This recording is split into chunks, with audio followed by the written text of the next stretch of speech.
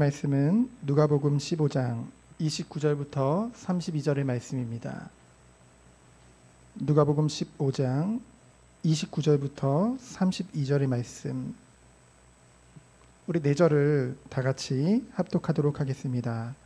아버지께 대답하여 이르되 내가 여러 해 아버지를 섬겨 명을 어김이 없거늘 내게는 염소 새끼라도 주어 나와 내 벗으로 즐기게 하신 일이 없더니 아버지의 살림을 창녀들과 함께 삼켜버린 이 아들이 돌아오매 이를 위하여 살찐 송아지를 잡으셨나이다. 아버지가 이르되 예 너는 항상 나와 함께 있으니 내 것이 다 내 것이로되 이 내 동생은 죽었다가 살아났으며 내가 잃었다가 얻었기로 우리가 즐거워하고 기뻐하는 것이 마땅하다 하니라. 아멘. 오늘 함께 나눌 말씀의 제목은 잃은 아들들을 향한 아버지의 마음입니다. 오늘은 추수감사 주일이죠. 한 해를 되돌아보면서 하나님이 우리에게 베풀어 주신 그 은혜를 기념하고 감사하는 날입니다. 근데 특별히 올 한 해뿐만이 아니라 이제 우리가 예배당 이전을 앞두고 있다 보니까 이 자리에서 이제껏 하나님 앞에 인도받았던 그 대략 4년 정도의 그 기간을 좀 두면서 하나님께 감사거리를 감사할 수밖에 없는 것들을 좀 발견하는 시간이었습니다. 지난 시간을 되돌아볼 때 무엇이 가장 감사하냐면요, 정말 하나님의 말씀, 이 성경을 한 절 한 절 함께 나눔으로 말미암아 저에게 커진 것이 있어요. 그리고 우리 성도님들에게 커진 것이 있다고 저는 믿습니다. 무엇이 커졌냐면요, 바로 하나님을 향한 우리의 사랑이 커진 것이죠. 여러분, 하나님의 사랑 우리 받은 거 알잖아요. 하나님이 우리를 사랑하셨구나. 근데 하나님이 나를 사랑하셨다, 그거에 대해서 성숙하지 못한 신앙의 모습은 삶 가운데 어떻게 나타나냐면요, 미성숙한 모습이 어떻게 나타나냐면은 하나님이 사랑을 받음으로 해서 우리가 책임과 의무를 다하기보다는 이 4글자죠. 기고만장이라고 하죠. 뭐냐면은 내가 하나님 자녀인데, 하나님 나를 사랑하는데 누가 나를 건드려, 내가 하나님 자녀인데, 이런 생각을 하게 되어지죠. 그런데요, 우리가 하나님의 사랑을 받고 하나님의 사랑을 깨달으면 깨달을수록 지금까지 우리를 인도하신 하나님, 말씀으로 인도하신 그 하나님이 우리의 아버지요, 우리의 주님이심을 고백할 수밖에 없죠. 주님을 향한 우리의 사랑이 커지면 커질수록요, 정말 하나님을 사랑하게 되면은요, 뭐 하고 싶냐면요, 하나님과 교제하고 싶은 거예요. 기고만장이 아니라 우리 아버지가 누구인데, 이게 아니라 나의 사랑하는 아버지, 나의 존경하는 아버지를 위해서요, 부끄럽지 않는 자녀로서의 삶을 살기를 소망하게 된다는 것이죠. 주님을 사랑하기 때문에, 주님을 너무나도 사랑하기 때문에 주님과 가까이 하고 싶고요, 주님을 더 닮기를 원하는 그 마음이 생겨나는 줄 믿습니다. 그래서 추수감사를 앞두고 어떤 말씀을 주님 나누기 원하십니까? 기도하는데요, 이 누가복음 15장에 여러분들 너무나 잘 아는, 보통 이걸 뭐라고 부르죠? 탕자의 비유라고 하죠. 조건 없이 용서하시고 받아들이는 그 아버지의 사랑을 우리가 이 말씀을 통해서 깨닫게 되어지죠. 그래서 잃은 아들을 되찾는 그 아버지의 비유입니다. 근데 오늘 제목을 보시면 알겠지만은 잃은 아들을 향한 아버지의 마음이 아니라 아들들이라고 했어요. 둘째 아들 말고 또 잃어버린 아들이 또 있다는 거죠.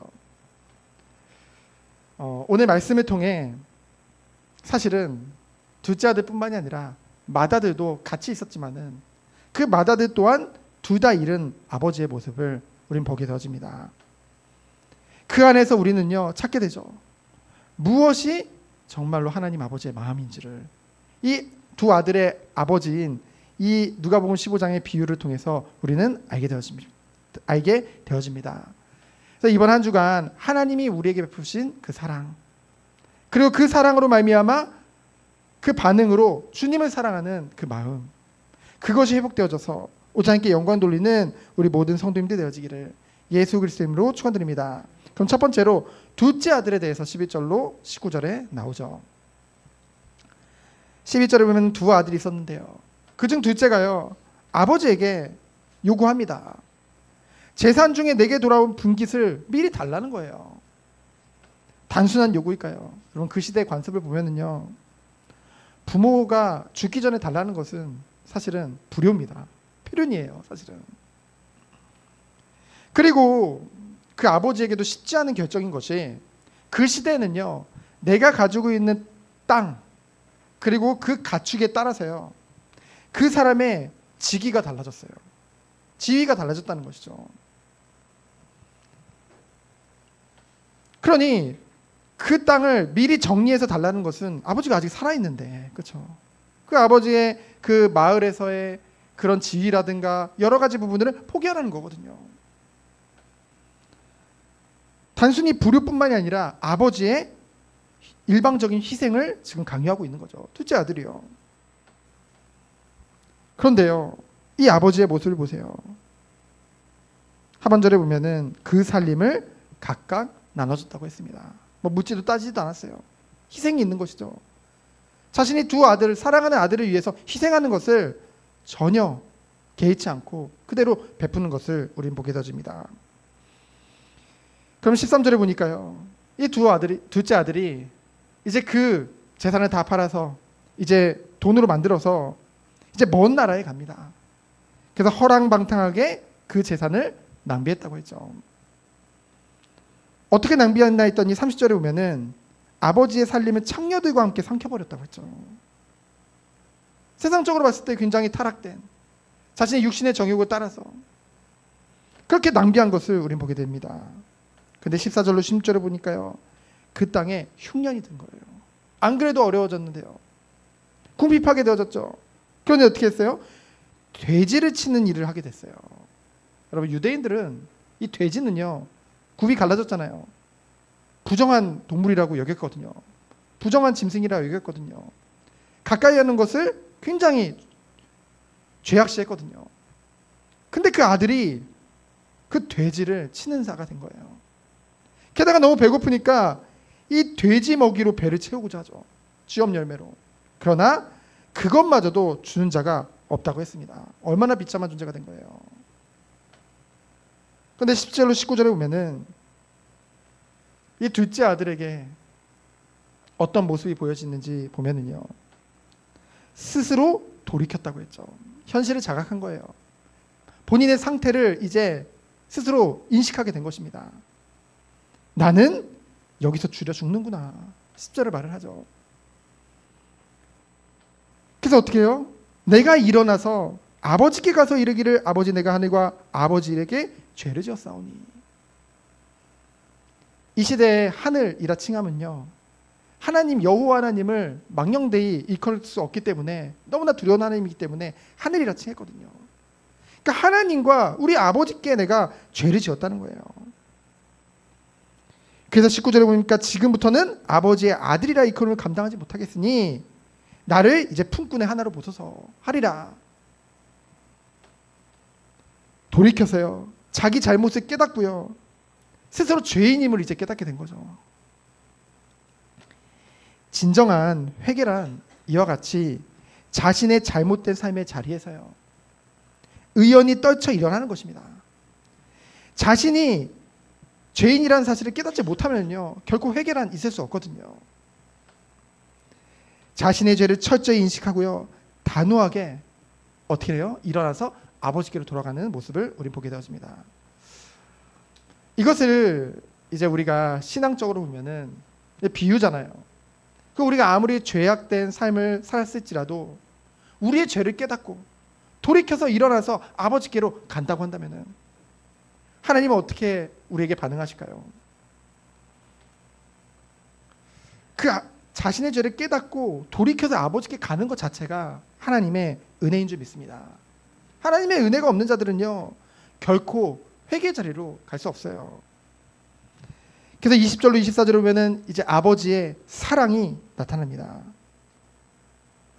이제 아들은 그래 내가 이제 종으로 살겠다라고 아버지께 가는 거예요. 근데 아버지께 가는데요. 20절에 보니까요. 일어나서 아버지께 돌아가는데 아직도 거리가 먼데. 아직 너무 거리가 멀어요.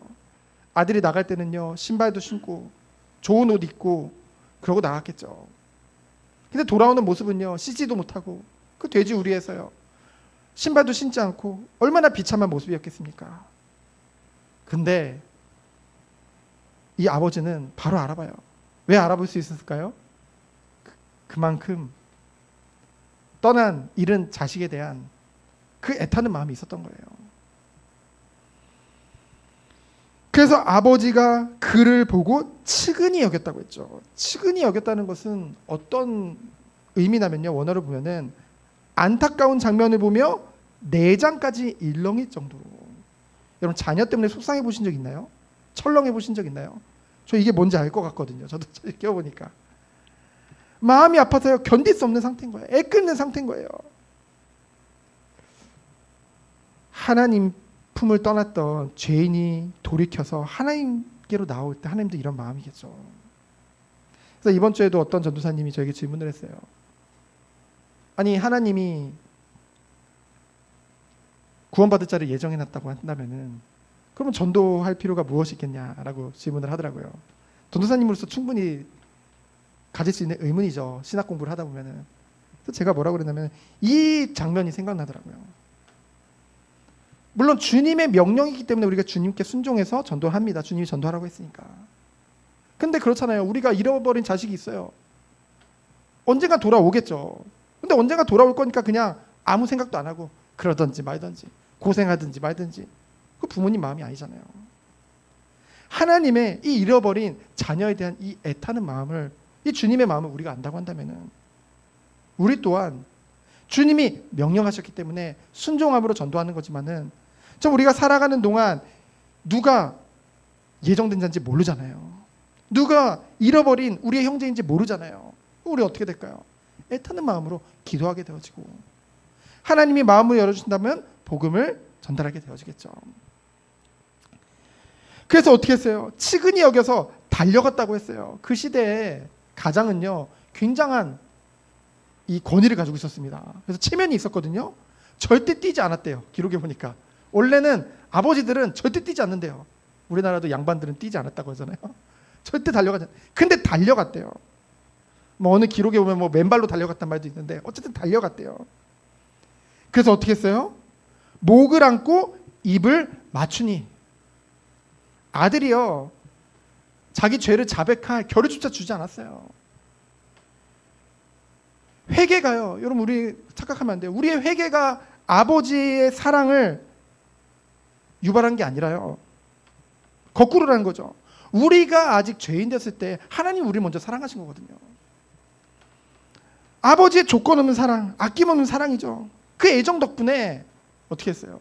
말도 하기 전에 가서 그냥 당장 안아버리고 뽀뽀를 해버리니 이 아들이 뭐라고 했을까요?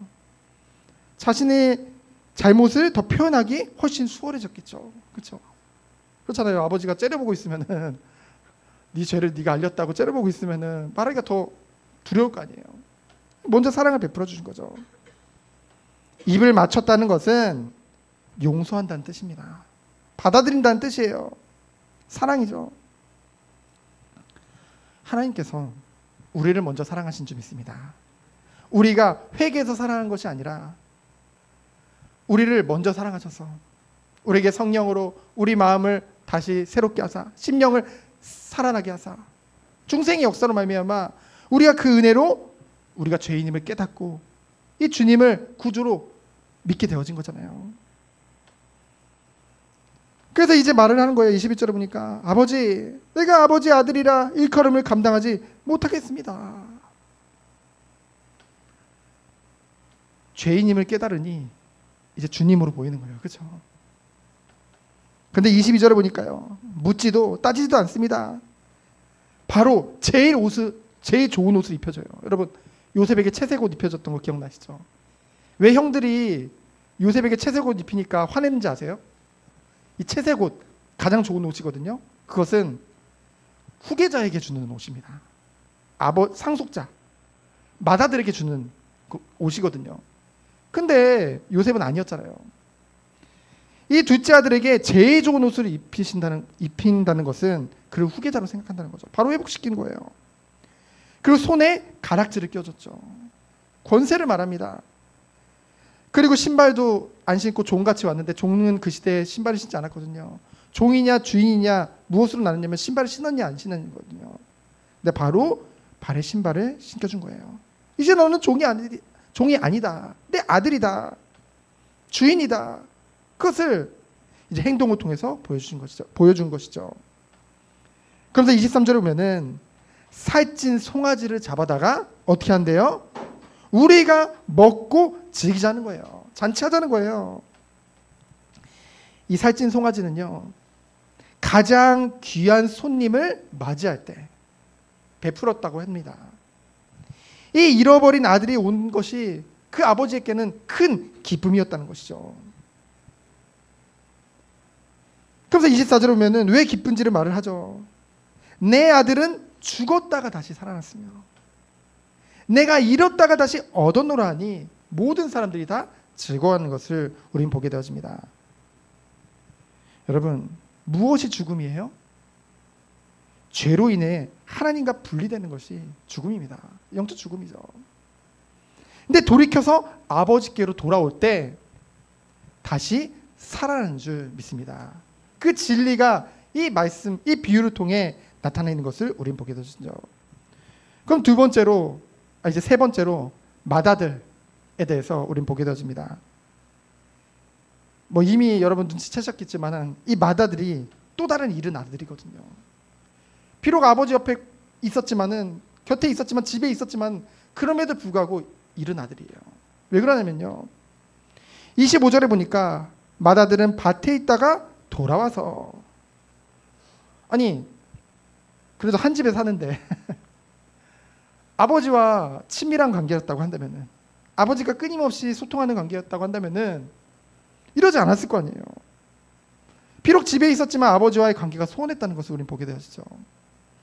그러면서 26절에 보면은 또 만약에 아버지와 친밀하면 아버지에게 바로 물어보면 되는데 아버지에게 안 물어보고 종을 불러다가 물어봅니다.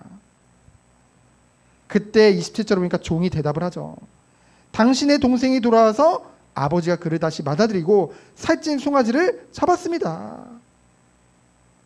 만약에 이 맏아들이 정말 아버지와 관계가 좋았다고 한다면, 친밀한 관계 속에 있다고 한다면 아버지의 기쁨이 자신의 기쁨이겠죠. 정말 아버지를 사랑했다고 한다면 아버지의 그 마음을 이해했을 것입니다. 그런데요, 그런 반응이 아니에요. 28절을 보니까 그가 노했다고 했죠. 그래서 들어가고자 하지 아니하였거니라고 했는데 원문을 보면은 여러 번 많은 사람들이 들어가고자 했지만은 계속 그 권고를 이제 듣지 않는 거예요. 심지어는 아버지가 직접 나왔어요. 그래서 아버지가 같이 들어가서 우리가 잔치를 즐기자라고 얘기를 하는데요. 이 아들의 반응을 보세요. 그래도 감사한 거는 우리가 이 장면을 통해서 죄인들을 늘 오라 하시는 그 주님의 마음을 우리는 보게 되죠. 아버지께 대답하여 이르되 내가 여러 해 아버지를 섬겨 명을 어김이 없거늘 이라고 하죠. 근데 이 다른 번역에 보면은, 그리고 원문을 보면은 뭐라고 되어 있냐면요, 여기는 아버지라고 우리나라에서 순화시켜서 번역이 되어 있지만은 원래는 당신이라고 했습니다. 이 시대의 아버지를 향해서 당신이라고 지칭을 한 거예요. 얼마나 화가 났는지. 내가 아버지를 여러 해 섬겼다고 했죠. 이 섬긴다는 이 말은 노예가 되다라는 뜻입니다. 종처럼 섬기다라는 뜻이죠. 아버지는 그를 아들이라 생각했지만은 그는 아버지로 여기지 않았어요. 상전으로 여겼던 거죠. 그래서 뭐래요? 명을 어김이 없거늘. 자신의 아버지의 곁에 있고 아버지를 종처럼 섬기고 아버지의 말씀에 단 한 번도 어기지 않는 것, 그것이요, 자신의 의가 된 거예요. 그래서요, 아버지와의 그런 인격적인 교제에는 관심이 없고 그저 하나하나 자신의 의를 세우는 데만 급급했던 것이죠. 이것을 통해서 우리는 누구의 모습을 보냐면요, 그 시대 바리새인들의 모습을 보게 되어지죠. 바리새인들은 분명히 하나님의 성전이라는 곳에 있었습니다. 그들은 늘 머물러 있었어요. 그리고 율법을 그대로 지키고자 노력했습니다. 그런데 그들의 모습은 어땠어요? 세리와 죄인들과 이방인들이 돌아오는 것을 기뻐하지 않았어요. 그렇죠? 자신들은 의인인데 저들은 죄인인데 어찌 저렇게 돌아오냐. 하나님의 마음 전혀 관심이 없던 거죠. 그래서 명을 어김이 나는 한 번도 없는데 내게는 염소 새끼라도 주어 즐기게 한 적이 없더니, 그런데 이 아들은 자신 동생으로도 여기잖아요. 아버지 보고는 당신이라고 그러고, 당신 아들이 이런 거예요. 지금 얼마나 버릇이 없어요. 그 당신 아들을 위해서는 살찐 송아지를 잡으셨나이다. 여러분, 무엇이 그의 마음을 지금 화나게 했을까요? 맏아들은요, 한 번도 불순종한 적이 없습니다. 여러분 보실 때 어때요? 신앙이 좋다라고 생각할 수도 있겠죠. 그러나 아버지와의 인격적인 관계, 친밀함 속에서 나오는 순종이 아니었다는 것이죠.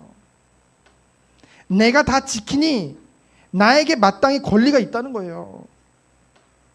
구주가 필요 없어요. 뭔가 굉장히 우월의식과 이기심을 가지고 있죠. 자기 일에 빠진 자의 모습입니다. 그래서요, 뭐예요? 내가 이렇게 했으니까 아버지도 이래야 되는 거 아닙니까? 라고 지금 요구하고 있는 거죠. 도리어 정말로 하나님을 자신이 의로 통제하려는 그 모습을 우리는 이 비유를 통해 보게 되어집니다. 그래서 많은 사람들이 그런 것을 하거든요. 내가 이렇게 했으니 하나님이 이렇게 해줘야 되는 거 아니에요? 라는 생각을 많이 가지고 있어요. 우리가 선교하니까, 우리가 선교에 방향 맞췄으니까 우리 교회가 축복받아야 되는 거 아니에요? 우리가 전도에 방향 맞췄으니까 우리 축복하셔야 되는 거 아니에요? 그것은요, 하나님과의 올바른 관계를 맺은 모습이 아니란 것이죠. 늘 우리는요, 그리 아니하실지라도 감사한 마음을 가져야 될 줄 믿습니다. 무엇이 두렵겠어요? 여러분, 우리에게 앞으로 벌어질 일들이 무엇이 두렵겠습니까? 왜 두렵지 않아요? 우리 하나님은요, 끝까지 변함없이 우리를 사랑하시거든요. 우리 지금껏 봤잖아요. 신실하신 하나님이시거든요. 선하신 분이라는 걸 우리 알잖아요. 결국은 두 아들 모두 아버지께 반항했던 것입니다. 둘 다 아버지의 마음을 멀리 떠난 잃어버린 아들들이었다는 것이죠. 두 아들 모두 아버지를 사랑하지 않았어요. 둘 다 아버지를 이용해서요, 이기적인 자신들의 목표를 이루려는 것에만 급급했다는 것이죠. 아버지를 사랑해서 즐거워하고 아버지를 위해 섬긴 게 아니란 거죠. 그렇기 때문에 30절과 같은 반응이 나왔던 것입니다. 아버지의 살림을 창녀들과 함께 삼켜 버린 이 아들이 돌아오매 이를 위하여 살찐 송아지를 잡으셨나이다. 너무 지금 화가 나는 거예요. 왜냐하면 자신은 의인이고 쟤는 죄인인데 저 잘못한 죄를 위해서 이거 베푸니 너무 싫은 거예요. 이 누가복음 15장 1절 2절에 보면요, 예수님이 세리와 죄인들과 함께 가까이 나와 함께 식사하는 장면이 나옵니다. 그러니까 2절에 보면요, 바리새인과 서기관들이 수군거려요. 비난합니다. 뭐라고 비난해요? 저 자가 죄인과 죄인의 영접해서 음식을 같이 먹는다. 형의 태도를 우리는 볼 수 있죠. 여기서 형의 그 강팍함을 우리는 보게 되어지죠. 자신의 의인이라는 거예요. 동생은 죄인이라는 거죠. 바리새인같이 나누는 것입니다. 그것이 바로 교만이에요. 여러분, 우리에게 있어서 죄는요, 단순히 그 규범을 어기는 게 아니라 구주요, 주님이요, 재판장이신 그 하나님의 자리에 자신이 올라서는 것이 바로 죄입니다. 교만은 언제 나타나요? 자신이 죄인임을 인정하지 않을 때 나타나는 것이 교만입니다. 그런데요, 아버지는요, 어때요? 둘 다 소중히 여겨서요. 이 사랑의 기쁨의 잔치 속으로 불러들이시는 것을 우리는 보게 되어집니다. 그런데 형은 끝까지 그 구원 잔치에 들어가지 못하죠. 그가 들어가지 못하도록 막는 것은 무엇입니까? 자신의 나쁜 행실에 대한 회개가 아니라 선한 행실로 말미암은 교만 때문이에요. 오히려 둘째 아들은 자신의 그 나쁜 행실로 인해서 회개하고 아버지께 나와왔는데요, 오히려 형은 자신이 생각하는 자기 의로 말미암아 도리어 그 잔치에 들어가지 못하는 것을 우리는 보게 되어집니다. 스스로 의롭게 여기는 태도죠. 아버지 곁에 있으면서도요, 늘 곁에 있으면서도 아버지를 떠난 또 다른 탕자의 모습을 우리는 그 맏아들을 통해서 보게 되어집니다. 이 말을 들었을 때 그 아버지의 그 대답을요, 우리는 31절부터 보게 되었죠. 얼마나 안타까웠을까요?